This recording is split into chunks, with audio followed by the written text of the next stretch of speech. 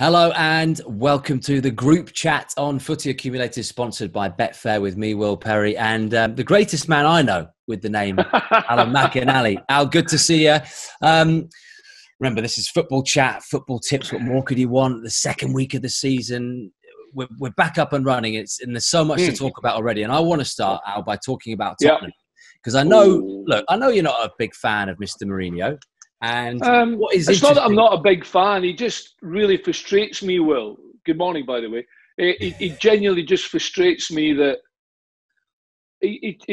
everything seems to owe him something now, whereas he just doesn't seem anywhere near the person that I used to actually be hugely entertained 4 or 5 years ago. I just think he's changed massively, and I think his team's a reflection of that. Did he not always think someone owed him something?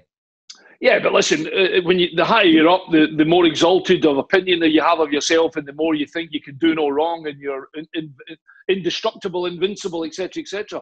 But I think what you're seeing with Spurs at the moment, and we'll get back to your question, I'm sorry to interrupt you, the team is genuinely a reflection of him at the moment, and I just don't see Spurs being anywhere near the races. Now, and you and I, at the start of the season, had a 1-20.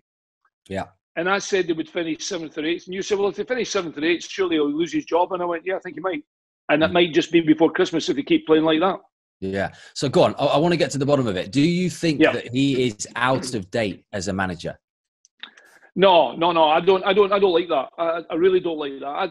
I just think that his buying in policy's not been good. I mean, Matt Doherty, I think, is a great signing. I don't have a problem with that. The rest of it, I'm not sure. Kane looks miles away from what he was. Now, I know he was injured, obviously, so it's not been easy for the big man to get back. And there's been a truncated season in terms of pre-season, etc., etc. But I don't think he's out of dated. But I just think that the way he wants his team to play, or the vision he has for his team to play, and he came out and called them lazy at the press. I don't really ever remember seeing Spurs press the way some of the other teams do anyway. I don't even think they play like that. I just think it's a position that Spurs find themselves in that they're not as strong as some of the teams round about them. I genuinely think it's as simple as that. Do you know what? That's a good point, because I picked up on that in the documentary. And look, we've got to remember, haven't we, that we've got this documentary going on. Yeah. With the magnifying glass right on top of them. I know it was recorded a few months ago, but right on top of them at a time where they've just started the season with a home defeat to kick it all off against Everton. And in the documentary... Hang on. I want to interrupt you there, because you like the documentary. I do, yeah. Right, okay. Do you think they would have let the cameras in after 90 minutes on Sunday? Well, I don't know how that works. It's a good question, because, I mean, look... Well, do you want me to answer it for you? No, absolutely no chance. Look, Alex, I know that, but also when you sign those bits of paper and you sign with Amazon and it's a multi-million-pound TV deal, it's not as simple as just like, oh, we can't come in. It's kind of like access all areas. So you want to bet? You want to bet? Mourinho would have been like that. Everybody out. Yeah. Everybody out. Forget it. You're not filming this bit. Listen, naturally. Yes, multi-million-pound deal. We want all access. We want this and that. And I heard some idiot on the radio the other day giving it, I thought Danny Rose's interview, I thought it looked really good. Absolute rubbish. Not mentioning any names. And I told you before, are you ready? So, 3, 2... Do you know what? I love this now. Every show this season, I want to get you. I'm going to mention this documentary, and in particular, that Danny Rose. To be fair, I haven't steam watched coming out your ears. Yeah, to be fair, well, I haven't watched it. He hasn't even watched it. So I really should shut my face, really, and just watch it first, and then agree with everything you say. Just watch it. Honestly, I find with those documentaries that even if you don't like the team, we've got no affiliation to them, there's something you get out of it, whether it makes you even more angry or it's just intriguing and a bit insightful, whatever. But like in the documentary, he does mention, and in his team talk, about like, we press them high, we press these teams high. He was obviously talking at the back end of last season. Mourinho never presses teams high, never has done. Not even at Porto, never at Chelsea, never at Manchester United. That's not his style, is it? No, exactly. That's what I said to you. I said when they're talking about this lazy press, I'm thinking, since when did he start that? I don't remember him starting that. I don't remember Son and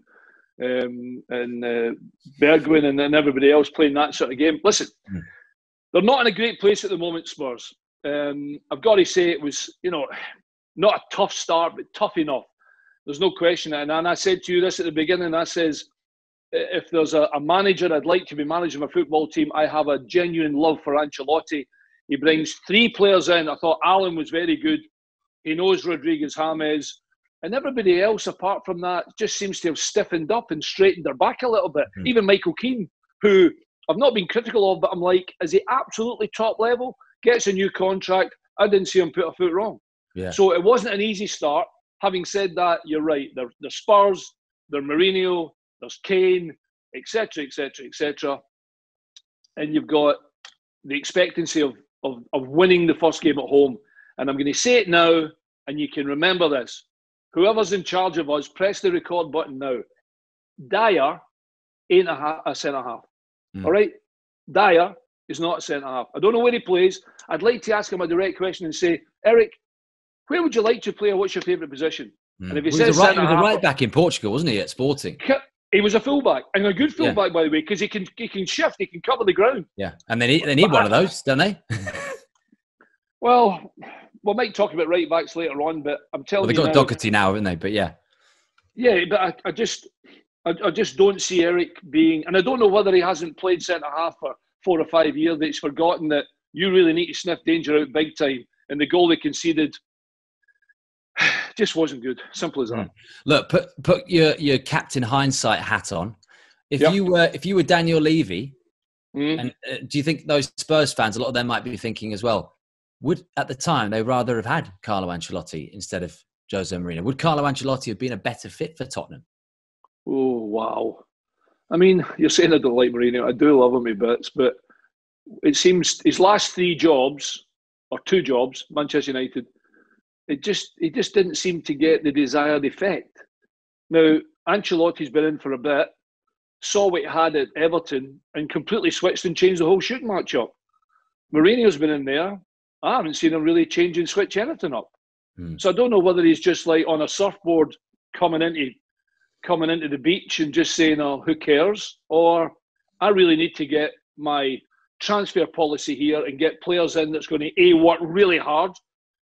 Or do what I want them to do. Because if you take his comments after the game, whatever he's told his team to do hasn't got over and they haven't done it. Yeah, he's like a politician. Am I saying Ancelotti then? Yeah, he's not answering the question. I'll ask him again. Here we go. So look, if I give you the option right now, now we can make it, forget contracts, forget compensation, all this sort of stuff. I tell you, I come into your office, Mr. Levy, and I say, look, I can give you Carlo Ancelotti. We can get Jose out. He's happy to go and sit on the beach in the Maldives, and I'll give you Carlo Ancelotti. Would you take that right now if you're a Tottenham fan? Ancelotti. You take it? Ancelotti. Only because I know you're like, he's got to say Mourinho. but in all seriousness, if that had been the choice, and I'm saying I'd have taken Ancelotti, then surely at the moment in time I'm absolutely spot on, because there's a lot of Spurs fans are giving it, oh, Mourinho, really? Is he the answer for our football team? Right now, he's not. And so to be fair to Jose Mourinho, he's under a bit of pressure right now to return the Spurs team the way everybody and Daniel Levy thought that he might produce on the pitch. As well as the players being under pressure, because you're under pressure as soon as you put the boots on and you run over the white line. Jose Mourinho, as the head of the football club, he picks the players, his transfer policies, it's all his, I think, although Levy, I'm sure, would like to put a stamp on that and bring in who he wants. Right now, Jose's under pressure to bring the team up to the level that Chelsea have decided to give Frank Lampard a few quid to spend, etc., etc., etc. So it's going to be a really, really tough weekend. In fact, who did they play at the weekend? It's at Southampton. Now, Southampton I thought were disappointing because I thought they might get something at Palace. But their first home game, Southampton, that ain't going to be easy for Spurs. Look, you know far more than me about what it's like in a dressing room and relationships and how important those relationships are between players and managers.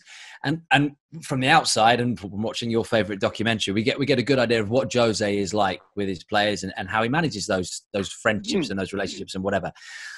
when you come out after the first game of the season and you essentially, even though it's been taken a little bit out of context, but you call your players lazy and you say that they haven't had a good preseason, etc., etc.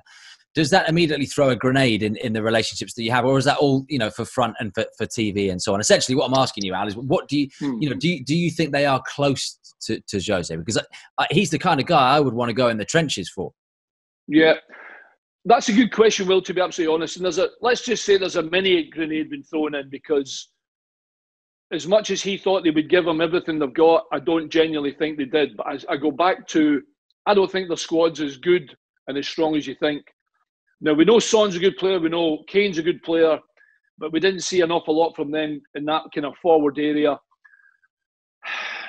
Harry Winks, is he going to be a top England international midfield player? Boy can play, boy can pass. Strength, I don't know so much. Getting in the box, scoring goals. I just think there's areas of the park that could be better. But I go back to defensively. Nowhere near good enough. Now listen, I had a brilliant relationship with Jupp Heynckes. Wasn't my friend. I had a great relationship with Graham Taylor at Aston Villa. To a certain extent, I'd have gone to him with anything, but I didn't ever think he was that close to me. I don't think you can. I think as a manager, you've genuinely got to pull the shutter down and say, "Hey, I don't mind patting you in the back. But see, when you're not doing it, I am going to blast you in front of everybody until you do it. And if you don't do it, there's a big door there because there'll be someone else waiting to come in." And I think that's what I think. It's all right giving it. I heard a snippet actually. No, the best thing in football is friendship and thing where I'm like, what? I'm not having that. I'm really not. Friendship's a good thing. And let's play for each other. You might not get on for each other, but you still need to back each other up, because you cannot win a title or anything with 9 players. You need 11, and you all need to be in the same song sheet. You really do. And Mourinho maybe just has to distance a little bit and become the Mourinho that he was when he was here, which was, if you don't do it, he's doing it. You're out. So look, have you changed your mind? Because we had this question last week, didn't we, of the first manager to be sacked or to leave, however you want to phrase it. And still, the favourites, David Moyes, 2-1. He was 4-1. He's gone down to 2-1. Scott Parker now second favourite. He was 10-1, now 4-1. And Jose's third on the list. He was 16s, Al. He was 16s, and he's now 8. Do you think... Firstly, let me ask you this one. Do you think that Jose will be there at Christmas? No. Okay. Do you think that Jose is going to be the first Premier League manager to lose his job? Yeah. I go back to the Burnley situation where I thought Sean Dyche wasn't very happy that he wasn't able to bring in more than what he wanted to strengthen Burnley this year. And if you're going to give a manager any money, by the way, he's your man. I'm not having the Scotty Parker thing. The Moisey things, because there seems to be a lot of unrest at West Ham right now, including David not being happy. So I'll go for Mourinho then. Yeah, I'll go Mourinho. Mourinho for the simple reason that I do think if they continue like this, then the axe will fall. Will he be manager at Christmas? No, I don't think so. Will he be the first one? That's a tougher question to answer, because you can imagine there's 5 or 6 managers right now thinking, "Oh, we need a good start here, or I might be replaced." But I'm going to go Mourinho, which I don't really like saying that, because it's not. I mean, we're right in early. We have to say, don't we? Also, it's one game and it is crazy, and we're jumping on the hype train just to kind of for cheek a little bit. But they might pull Southampton's pants down and suddenly end up winning the next 10 games and being contenders for Champions League early on. Oh yeah, you're absolutely right, and it could have just been a little bit of a blip first game. But if I gave you 50 quid, would you bet Spurs to beat Southampton? No, they're not in my acca this week, I tell you. Exactly, that's my point. So really, there are a lot of questions to answer, Spurs, and we're maybe being a little unfair that we're kind of having a go at Spurs this weekend. But for a team like them, with a manager like them, what we watched at the weekend was like, what is going on? Yeah. So look, in terms of let's say Mourinho does go, and look, neither of us want to see a manager get sacked, because you know what it's like behind the scenes, and I do, interviewing them every week, and you know we that's the last thing we would want to happen. Exactly. However, if that does happen, let's just the hypothetical, if that happens, the next manager, you're a Tottenham fan, and Tottenham fans, I'm sure, will get involved on Twitter and Instagram and tell us that we're wrong and who they want and so on, and that's what we want. These are the odds, right, for the next Tottenham manager. Thomas Tuchel, currently at Paris Saint-Germain, 4-1 favourite. Chrissy Wilder, beaten on the first day of the season, 11-2 for Spurs manager, second favourite. And then, I mean, this surprised me. Gareth Southgate, third favourite, 7-1. And guess who's ahead of Eddie Howe, Ledley King, and Steven Gerrard? So you've got Tuchel, you've got Wilder, you've got Southgate. There's a name in between Howe, King, Sean Dyche, Gerrard. No, someone the Spurs fans quite familiar with. Oh, Poch. To come back. Poch is 9-1, fourth favourite to come back. Could you imagine? Not even Daniel Levy has got big enough to do that, because that would be like, oh, didn't I get it wrong? But hopefully nobody will actually notice I got it wrong. There's also lots to talk out about. Go on, give me a name off that list before we move on. Oh, gee whiz. I suppose Eddie might have a chance, wouldn't he? You think? Ledley King's not getting it. Steven Gerrard's done a brilliant job at Rangers, by the way. I know he hasn't won anything yet, but he certainly pushed Celtic. I wonder if Gerrard would go down to London, do another year at Rangers. His inevitability is going to be at Liverpool. Yeah, I'll go for Eddie Howe on the list, just for the simple reason that surely they can't give the job back to Pochettino.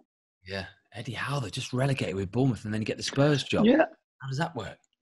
Well, it works because he did a fantastic job at Bournemouth, and he spent threepence halfpenny on players. His budget would be bigger. He'd be working with better players, with the greatest respect to Bournemouth.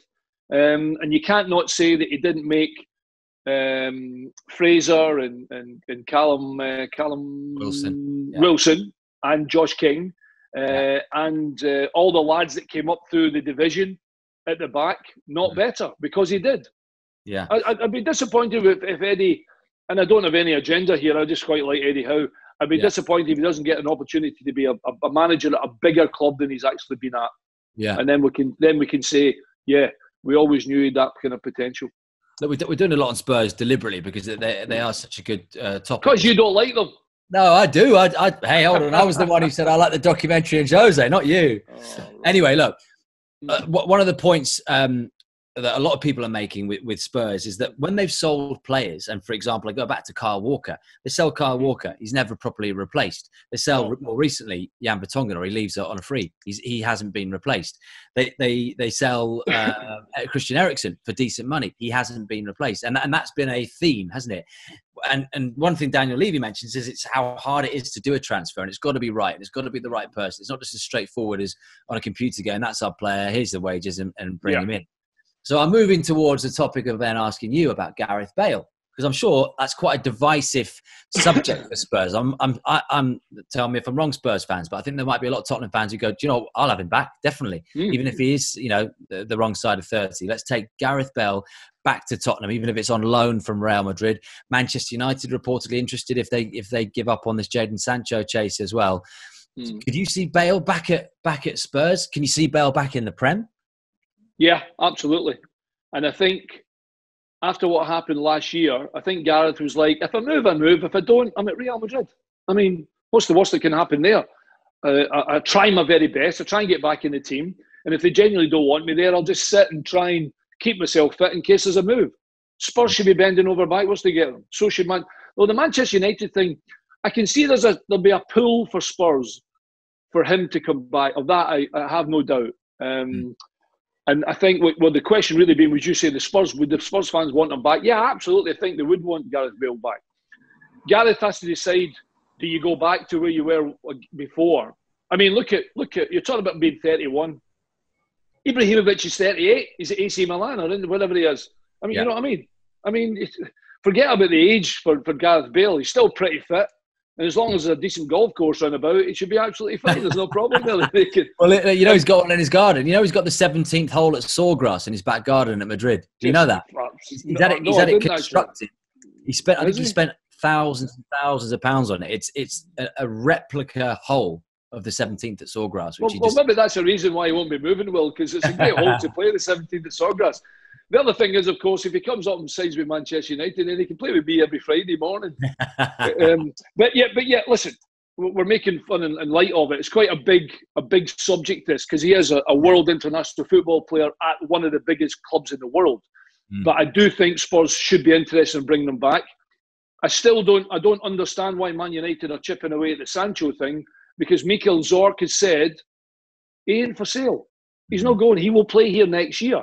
And by the way, if Man United have offered 90, and then they've upped it to 110, and then they've upped it to 120 million, if he stays there for another year, Dortmund are like, he's staying because, next year, you'll still pay 120 million for him. Yeah, you know what they'll do next year? They'll be bidding 120 million quid for Bellingham, who scored on his debut for Dortmund against Drewsburg. Well, just maybe, because don't forget about Jude Bellingham. Exactly, he disappeared out of an English game and gone to Germany.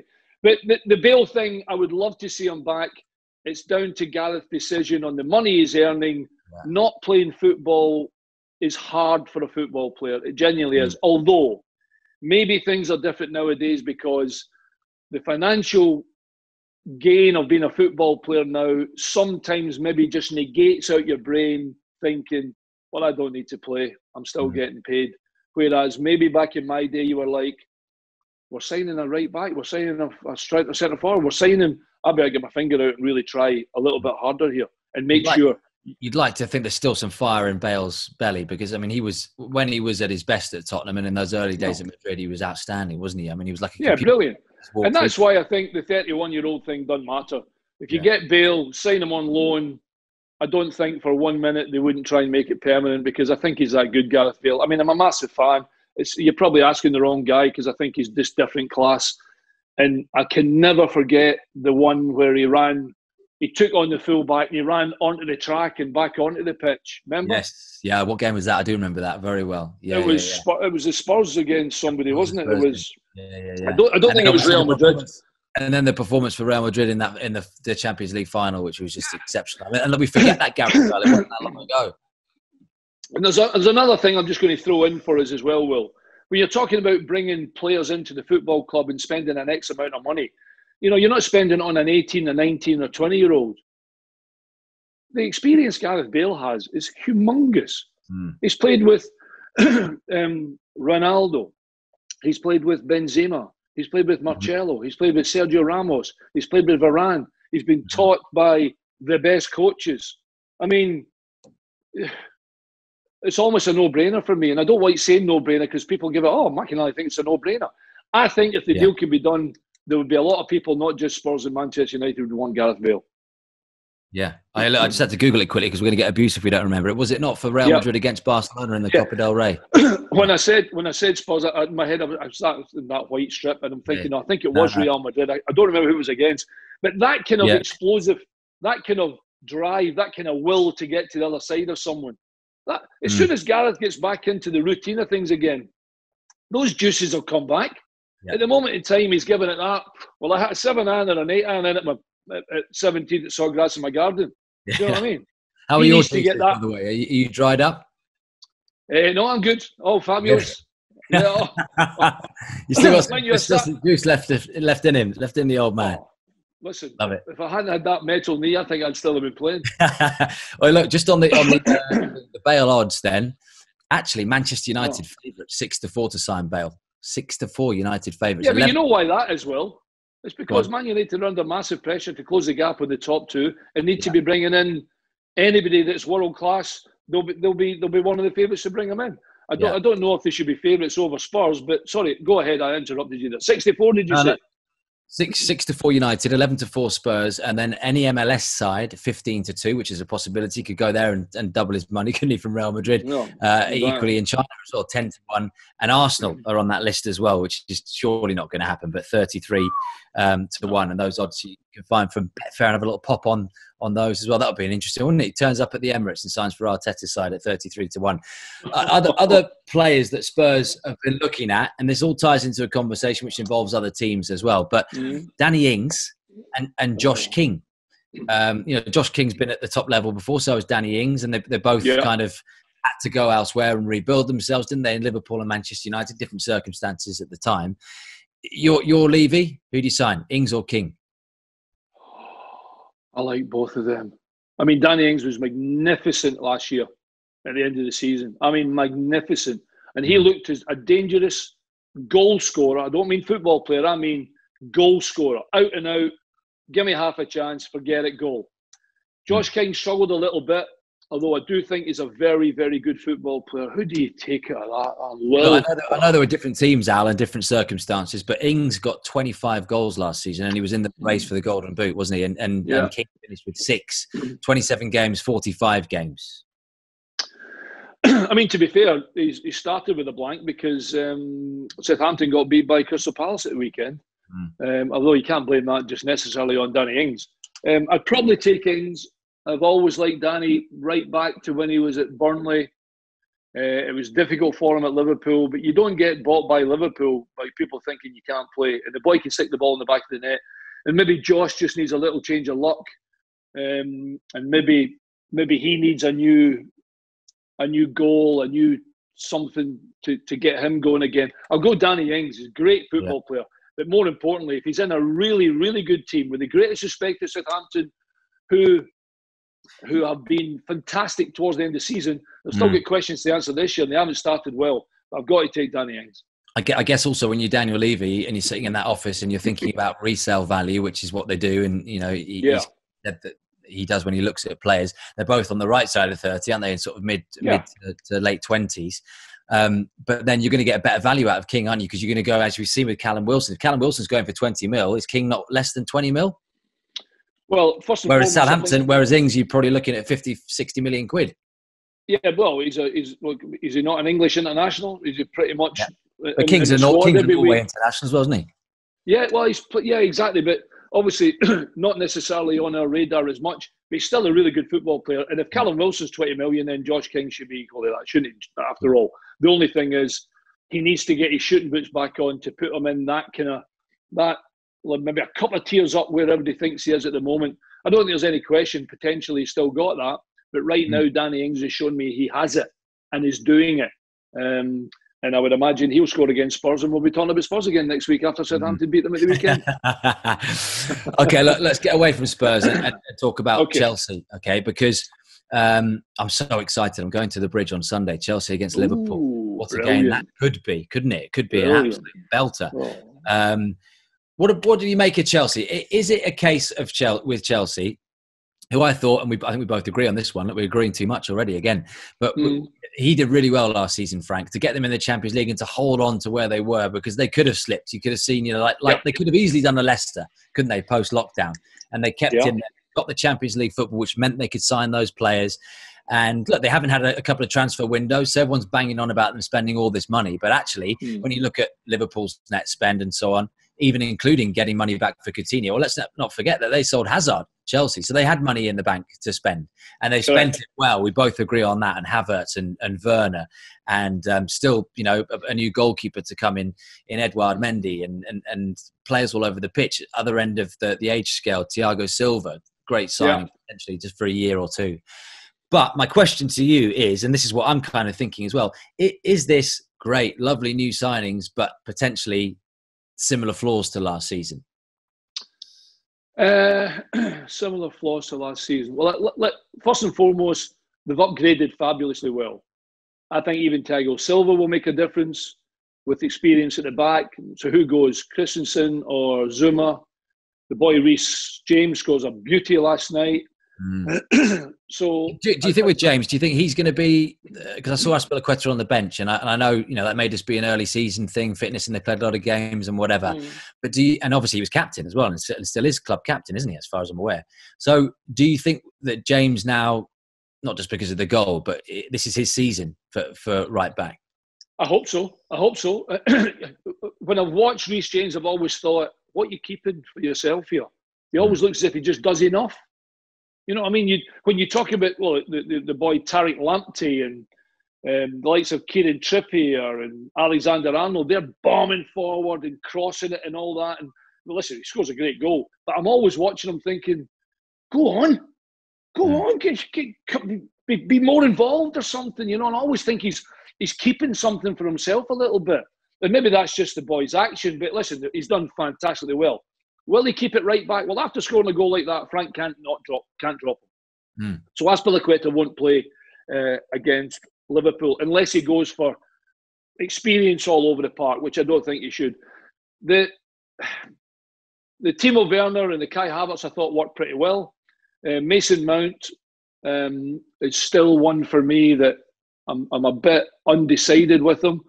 I hope that Billy Gilmour gets lots of games this year, but obviously we're bringing more players in, then it's going to be a problem. We haven't seen Ziyech yet. And basically, I think what Frank said even in interviews is they want to close the gap, but they don't just want to close the gap, Will. They want to be in amongst it at the end of the year. And we'll see if that, in the transfer policy, comes out to fruition.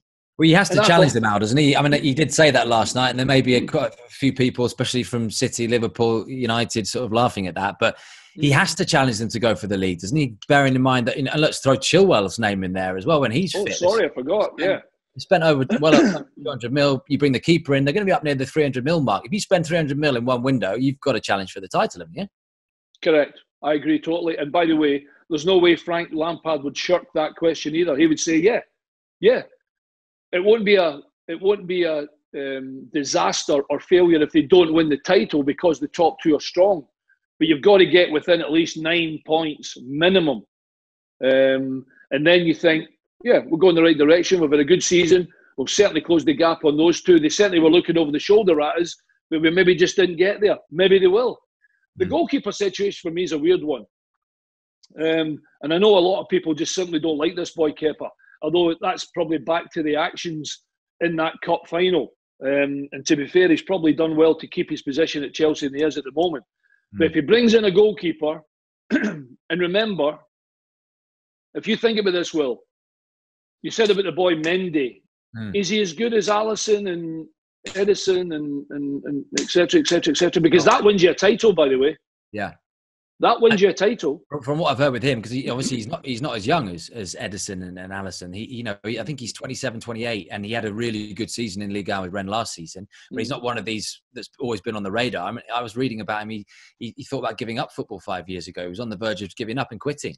And then now he's got this, this big move to London, and he was at Stamford Bridge having his pictures and stuff taken. So that's going to be done at the exact time as he's having his picture taken at Stamford Bridge, and Kepa's conceding another one from outside the box. No keeper in the Premier League has conceded more outside of the box than Kepa over the last 18 months. Well, listen, we know how specialised a position it is. We know how much goalkeepers can get criticised. Because look at David De Gea. David De Gea. You could have thrown this house at him. He could have tipped it over the bar at one point. Excuse me. And then he went through a period of time where people are pointing the finger at him saying, he's lost it. He hasn't lost anything. He's just made a couple of really bad mistakes. But you can't keep doing what Kepa does because you can't throw that at David De Gea. Yeah. And now David De Gea is looking over his shoulder because they brought in Roy Henderson from Sheffield United. Or rather, he was a Manchester United player anyway. They've just brought him in to make sure De Gea keeps on his toes, and you never know who'll get the number 1 jersey. Chelsea are and will be certainly challenging for sure. And remember, like you've already said, there's 2 main players there. Chilwell and Ziyech didn't even take part. And you still have the likes of Azpilicueta, who, Silva, if you ask throw me, Silva in as well, yeah. Silva. But I'm saying I don't see them causing much of a problem that they're not playing every week if these young guns are doing the business. But on Frank's side of it, you're delighted the guys are still there because you can call on their experience and they'll do the business for them. The middle of the park is where Chelsea need to be really strong. Yeah. And it looks as though they've gone top end, a little bit middle, bringing Thiago back end in with the likes of, saying to Reece James go on. They've spent a lot of money on Chilwell. They're going to bring in a new goalkeeper by the looks of things. But that middle of the park is where Frank knows where to play, knows what players he wants, and he's brought in Havertz so far, and we'll just see. You never know, they might not be finished buying for the middle of the park yet. Yeah, look, that got me thinking, actually, when you mentioned Reece James, and it was a stunning goal, and that's not what right-backs are there to do, but, I mean, if they can do it as well, wow, stick him in the team, and if he can defend like Reece James can. McInally is picking England's 3 right-back picks for the Euros next year. You can't pick Joe Hart, and you can't pick I would have had Joe. I'd have had Joe at right back and Danny Ings in goals. This isn't about a Scotsman trying to scupper England's chances at the Euros. You've got to pick the best three. Trust me. Hey, hang on a minute. Trust me. You'll do it yourself. Don't worry about it. Oh, we will. And we'll be proud. Just like you in the last 30 years. What we're picking a right back? We won't mention. When was it, 98? Was it Colin Hendry last time you got to majors? No, 1990 World Cup we played in. And that was in Italy. Last time you got to, I think, wasn't it? Would that have been France, Euros? France 98, yeah. No, World Cup, France 98. Right. Anyway, yeah. Okay. You got to pick a three for me out of this. Trent Alexander-Arnold. We'll go through them and say yes or no before we get down to the bottom. Trent Alexander-Arnold, does he go in yes or no? Yes. Aaron Wan-Bissaka, yes, no, or maybe you want to come back to him? Let me come back. Okay, so you picked one. You've got Trent. Aaron's a maybe. Reece James. No. He's not going. Ainsley Maitland-Niles. I like that boy, but right back, I don't think right back's his best position, so no. Okay, you've only got three left. You can go back to the maybe. You've got Kyle Walker, experienced Premier League winner. Red card in his last game, worried that he's never going to play for England again. Maybe. Kieran Trippier, who Gareth Southgate loves, tearing it up at Atletico Madrid. I told everybody about Kieran Trippier 10 years ago when he was at Burnley. Yes. Yeah, came through City's academy, didn't he, with Ben Mee? So you're taking Very him. good. Taking him. Very good. I'm taking him all day long. Okay, you got Trips and you've got Trent. And your last option, and I think is the boy that we've talked about. We both love him. He's about 5'1", but what a player. Tariq Lamptey.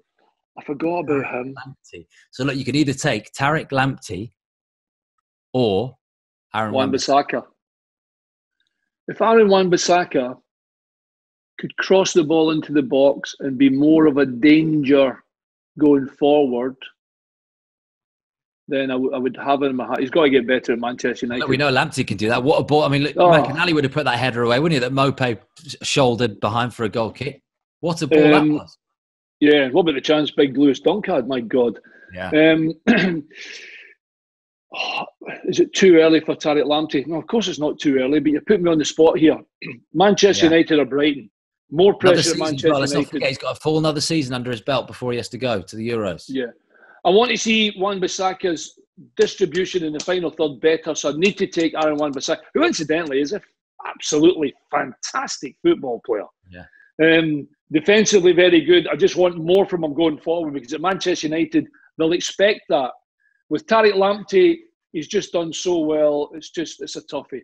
I'll go Wan-Bissaka. I'll go Wan-Bissaka, Trippier, Trent and Trips. And Trent. Yeah. Wow. That's who I'm taking. Tough though, isn't it? Tough little choice very, that. Very. Right. Our ACCA this week, okay, which Betfair are going to boost. Do you know I'm just going to say that every week? Betfair are going to boost and then they have to boost it after we've said that. Yeah, exactly. Thanks, Betfair. I've had a vision. I'm not going to lie to you. And I have a few visions over my time and I don't think any of them It's not another documentary, is it? Luckily, this section has got nothing to do with the documentary. And I promise to only mention the documentary another 57 times over the next season. Exactly, yeah. Okay. Do you fancy this? Genuinely, I think this is coming off. I can see it. I know we messed up last week, thanks to you. Was it? Sorry, well, Danny Ings messed up. Yeah, and Che Adams. He should have buried one, shouldn't he, from 6 yards? You know, whatever. But this is what's going to happen this week. We're going for a fifer. You like that? A fivefold. Here we go. Leeds are going to beat Fulham at Ellen Road. Am I right? 8-13, yeah. Manchester United are going to beat Crystal Palace. Yes, they are. At home. Everton at home for the first time this season. How good were they at Tottenham? How well did James Rodriguez settle in? And Allen was brilliant as well, wasn't he? Everton are going to beat West Brom at Goodison. We've already got a hat trick. I'll tell you what. Yep. Let's push the boat out. Let's be arrogant and let's throw a fourth in. Here's Arsenal, who are going to beat West Ham. They were poor. Come on. What, Arsenal were poor? No, West Ham were poor, weren't they? Arsenal, walk in the park at the Cottage. They're going to beat West Ham at home. That's four we have. And number 5, which I know you might not be entirely confident with, but I think there's such a good feeling around that Newcastle squad at the moment. Ryan Fraser was on the bench. He's not fully fit. Alan Saint-Maximin, I mean, how many times did he get fouled, Alan Saint-Maximin? Now David Silva's left the Premier League. He's going to be the most fouled player in the Prem, I think, this season. Maybe. He is going to be licking his lips at the idea of actually having a striker that can finish goals and can put headers away in Callum Wilson. You also throw into the mix Jeff Hendrick.